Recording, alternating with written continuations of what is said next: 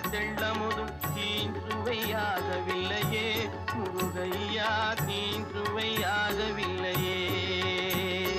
எத்திக்கும் புகழ் கந்தன் என் சொல் எழுத்தினை போல் இன்பம் ஏதும் இல்லையே குமரையா, இன்பம் ஏதும் இல்லை.